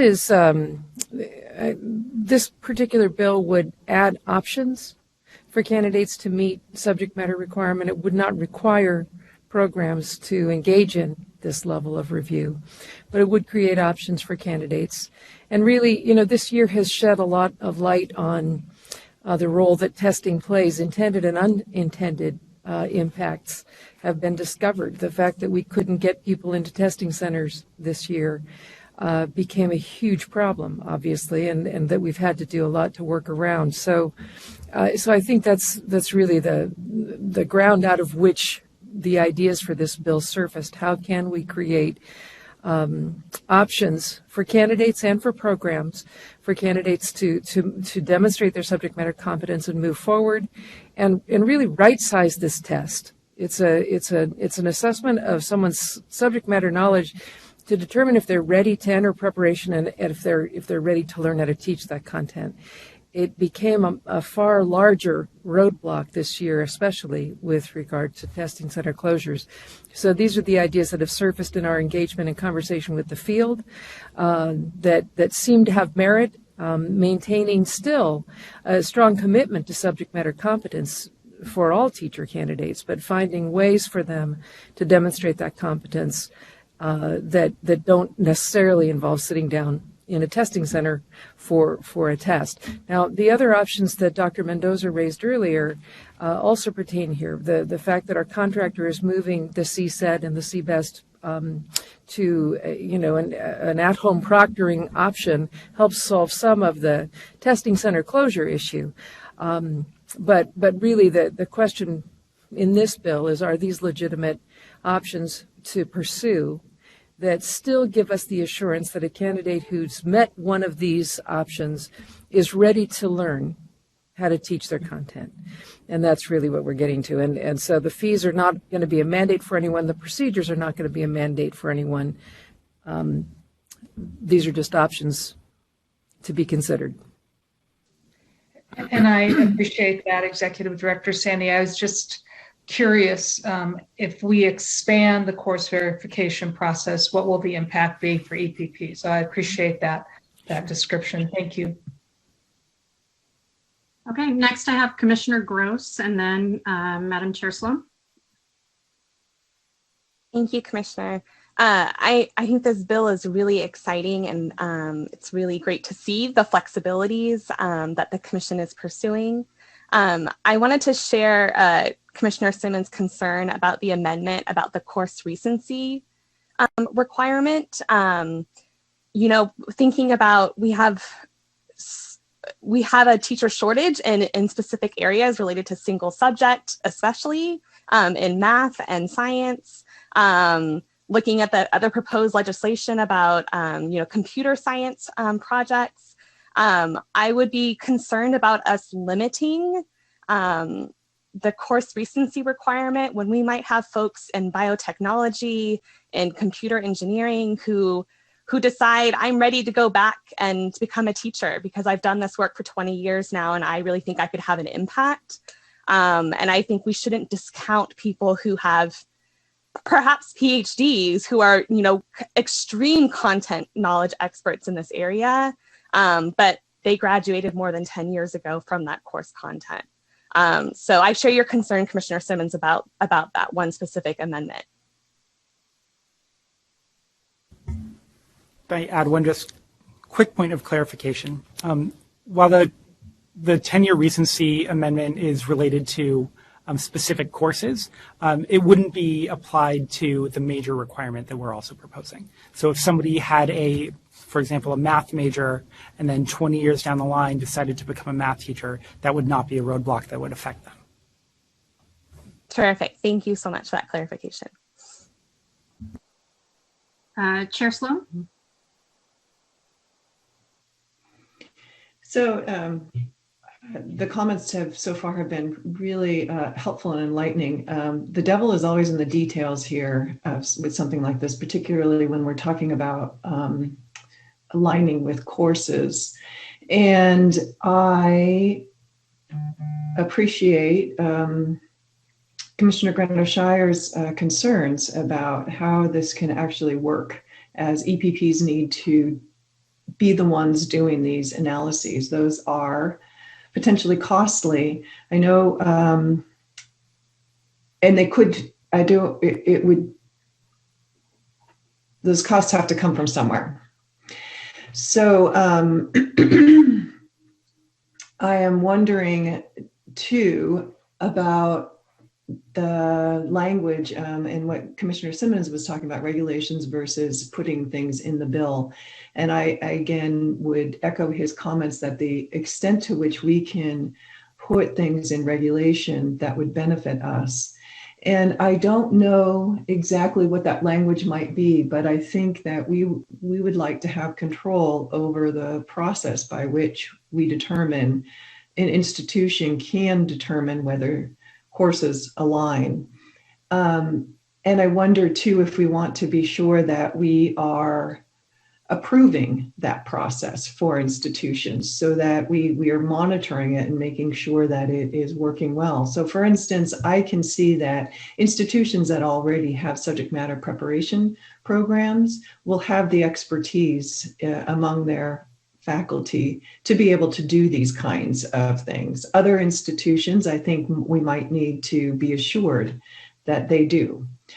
So I just think there are things that we need to figure out, and the extent to which we can have control over that process, the better.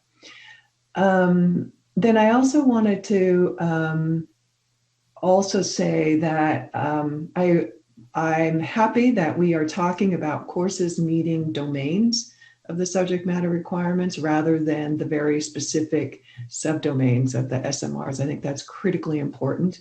The last thing I have a question about is the major and the language that the major must align. So for a single subject, major must align to subject of single subject credential. I think that is important because I'm thinking that there are many majors out there that we might have questions about in the history, social science credential areas and in the science credential areas that are also going to need somebody to do an analysis to ensure that they are in line. And I'm not sure who's going to do that analysis, if it's us or somebody else. And with respect to multiple subject, I wondered if with multiple subject, what if a candidate came in as a math major? Would the math major suffice for the mathematics subject matter competency, or would we have to do the coursework transcript process there, for instance? Sure. As intended to be written, if somebody was looking to take a math major and apply it to a multiple subject credential, they would need to show that it was interdisciplinary and they had the experience in the named areas, the core areas of a multiple subject credential. So a math major by itself might not be usable, but in context of the other courses and experiences they have, it might be. Well, I understand a math major in and of itself wouldn't be sufficient for all of the multiple subjects requirements that we have, but would it be sufficient for just the mathematics requirement?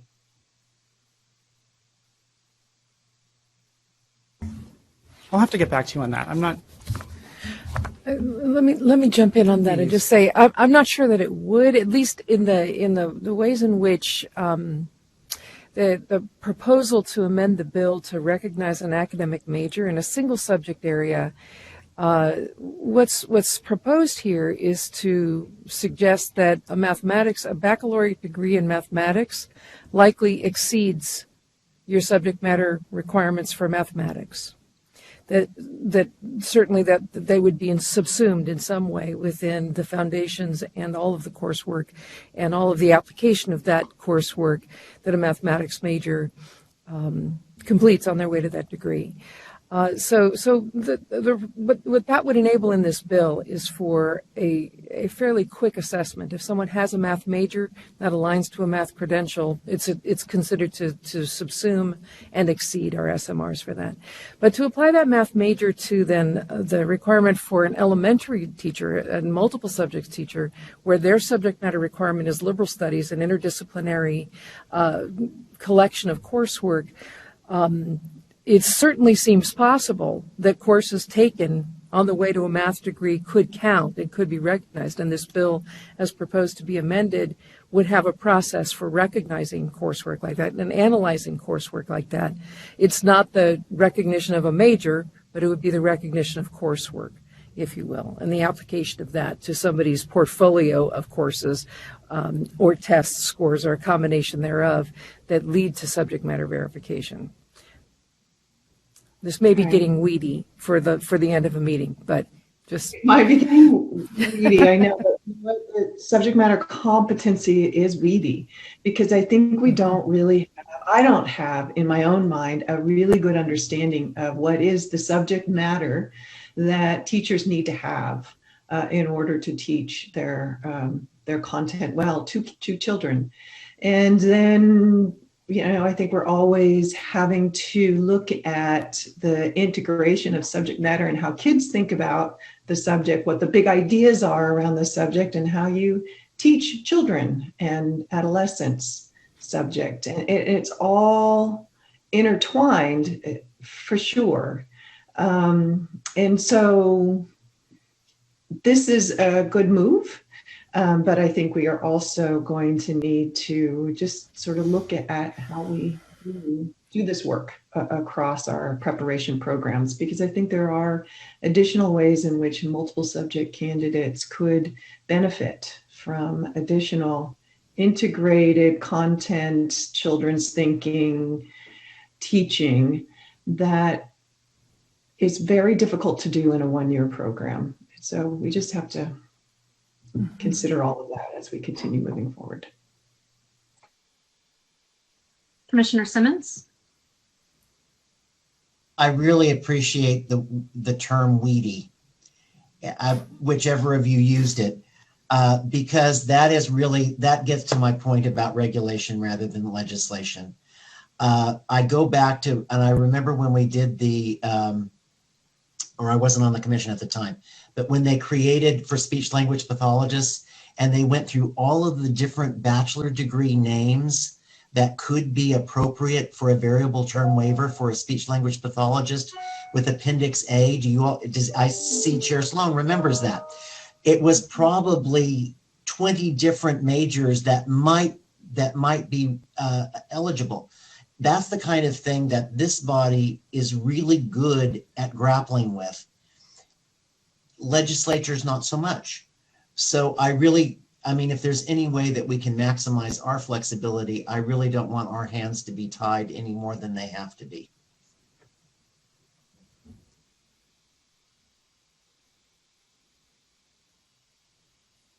Commissioners, any further questions or comments?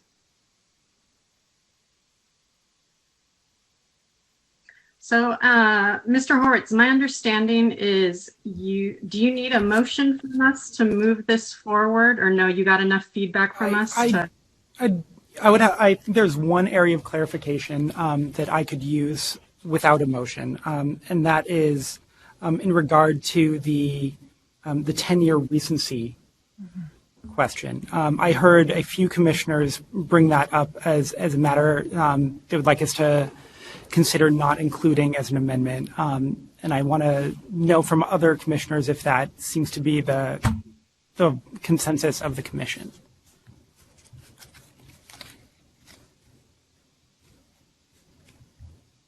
Yes, Student Liaison Jones.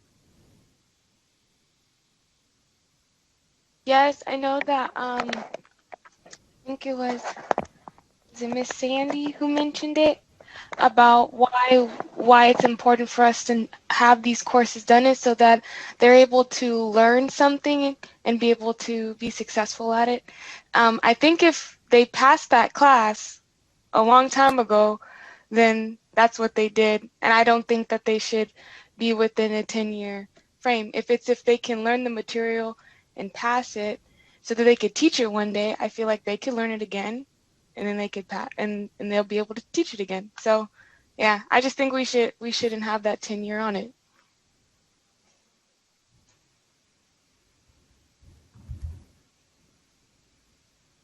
Well, Commissioners, may I just say that if we're not hearing anybody, any objection to the idea of withdrawing that proposed amendment, that I think what we're sensing is that the Commission would prefer not to have a 10-year time limit on the coursework that would be recognized in this process, and we will work with that as we continue to staff this bill in the legislature.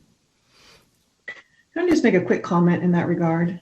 That there may be some content areas that change over a period of time. I certainly know I teach education. Every single year I change my curriculum because things are happening differently every time.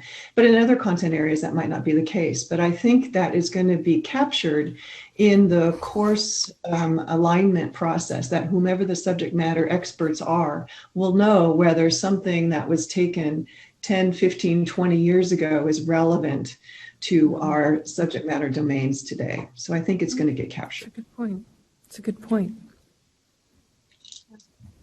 All right, so Mr. Horwitz, I think we gave you more weeds. We address your question. So I believe I have enough information to move forward. I will work on amendments that take out the 10-year recency requirement, and we will move forward with the bill. And Commissioners, I would just add to that I suspect, well, I'm quite sure if this bill is passed as proposed to be amended, there will be lots of opportunities to dig in on regulation around this. So David Simmons, Commissioner Simmons, your wish is just a little ways off. We'll be there. All right, thank you. So Commissioners, this is an information action item. Thank you so much, Mr. Horwitz, for your presentation today. Having no additional items today, I adjourn the Legislative Committee. Okay, commissioners, if you'll just hang in there for a few more minutes, I think we've got this. So I'd like to reconvene the general session and move to item 2I, which is the interview recommendation and appointment of members for the Committee on Accreditation. The ad hoc committee recommends the appointment of Robert Frelly, Jason Leah, and J. Kevin Taylor to the Committee on Accreditation beginning July 1, 2021. The committee also recommends that Sonia Arnak, Mary Beth Murray, and Christy Pruitt be appointed as alternates for the Committee on Accreditation. I move to approve the recommendations of the ad hoc committee. Do I have a second? Seconded by Commissioner Klatt. Further discussion? Commissioner Klatt? Yes, I just wanted to speak on behalf of the ad hoc committee. Commissioner Wall and Commissioner Hartwig were part of that committee, and we just wanted to express what truly qualified and passionate candidates we had to interview, and that we were so impressed by every single person who we spoke to that day. They were very inspiring in the work that they're doing already. And we wanted to just make sure that the alternates that we chose, if they're listening right now, that they, we hope that they remain invested and interested and willing to serve in that capacity, because we really did think that all of them would have been qualified to serve. It was really difficult to choose. And I don't know if the other two want to speak to that also, but I wanted to make sure to get that on the record. I would just second what Commissioner Klatt said. I was extremely impressed with all 6 of the candidates whom we interviewed, and I felt like we were just offered an abundance of skills and talents. And to see the dedication that has already been provided by all of these folks in their careers so far was so impressive. Many of them have already served the commission in multiple different ways. And so I just want to express my thanks as well to all of the candidates and to the reviewing committee that sent us such wonderful candidates.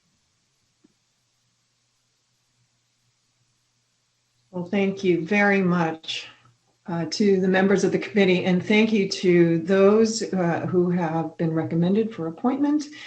We thank you for your service on this commission, and I will now ask the recording secretary to please call for the vote.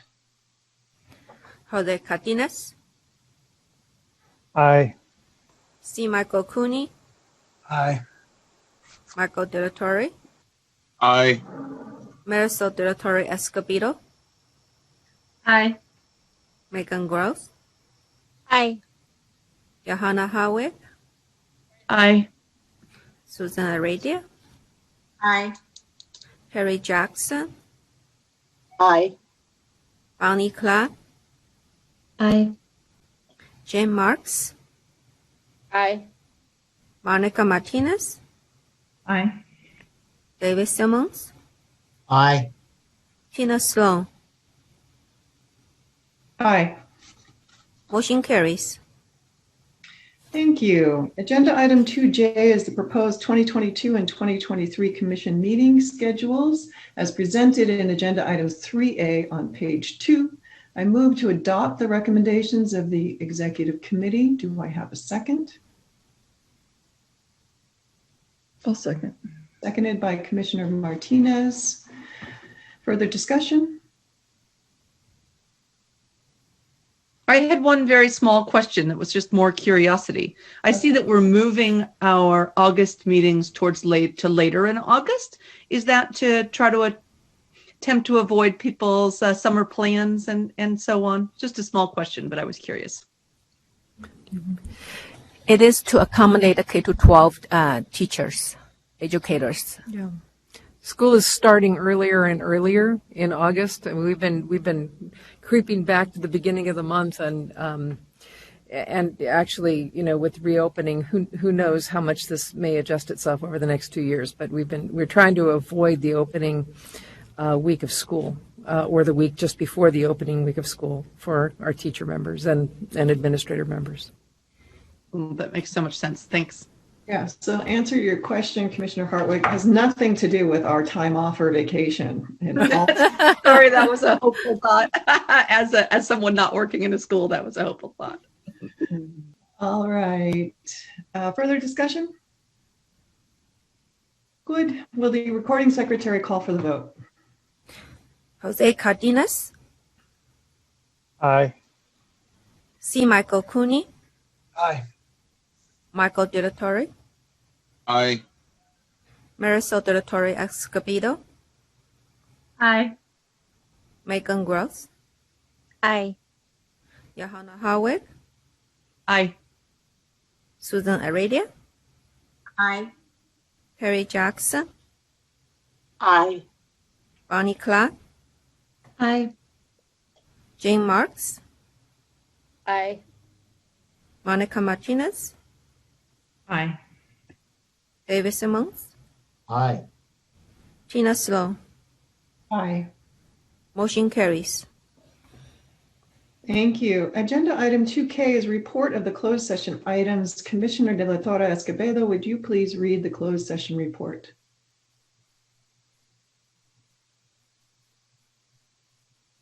Okay. Closed session items.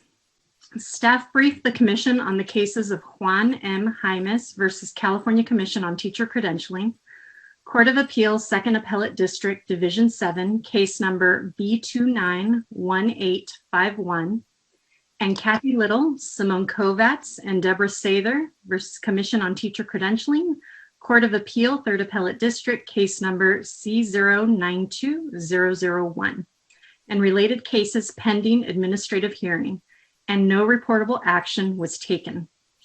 The commission granted the following petitions for reinstatement: Sharon Bach-Dixon and Ivan Luna. The commission denied the following petitions for reinstatement: Stephen Boyd, Noel Furr, James Jacobs, and Commissioner Cardenas recused himself from this matter. Protus Taniform. The commission adopted the decision and order in the matter of Tina McIntyre. Commissioner Martin recused herself on this item. The commission reviewed the transcript in the matter of Kristen Dove. A decision and order will be prepared for the commission's adoption. The commission ordered a 30-day delay for preparation of the decision and order. Commissioner Martin recused herself on this item. The commission reviewed the transcript in the matter of Lauren Williams. A decision and order will be prepared for the commission's adoption. The commission ordered a 30-day delay for preparation of the decision and order. The commission rejected the proposed decision in the matter of Rhonda Luna and called for the transcript.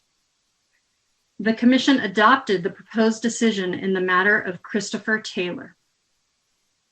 The commission discussed the matter of number 30, Elizabeth High, and remanded the matter back to the Committee of Credentials. Commissioner Martin recused herself on the following consent calendar items: number 42, Mark Little; number 59, John Pryor; number 65, Jose Soto; number 80, Catherine Gervin; and number 85, Kenneth Pride. And that concludes the closed session items. Thank you. Item 2L is new business. The bi-monthly agenda is presented for information. Recording secretary, are there any audience presentations? We have one audience presentation from Harold Acord. Please state your name and affiliation for the record. Good afternoon, Commissioners. My name is Harold Acord, and I am a classroom teacher in Moreno Valley, California. And I'm speaking on behalf of the 300,000 plus members of the California Teachers Association. First off, I'd like to take this opportunity to welcome the new commissioners and congratulate them on their appointment to the Commission on Teacher Credentialing. And secondly, in looking at the schedule of topics for forthcoming meetings, the California Teachers Association is a little concerned. That is because in speaking with our members who are holders of CTE credentials, Career Technical Education credentials, that there's been a lot of talk around the various concerns, issues, and requirements around CTE credentials, but we were hoping to see something coming up soon in the credentials and the Commission's agendas around this topic, because there are a lot of things that are issues, things around how long it takes for each of the different types of CTE credentials, of experience in the profession, et cetera. There's been some talk of that. There was talk about concerns around that many times it's come up, and we're hoping that the Commission will take up this issue. There are a lot of fingers in the pot in this issue, and we really just want to help in any way that we can and to bring the voice of our members who are speaking to us. It came up at our State Council of Education most recently this last weekend. And on behalf of those members, on behalf of all the members who have CTE credentials, we just hope that there will be taking place soon an item on this topic, and that we can really look at closely the concerns with the way things are shifting with CTE and all the people who need to get CTE credentials and the difficulties in doing so. So that's what I have for this time.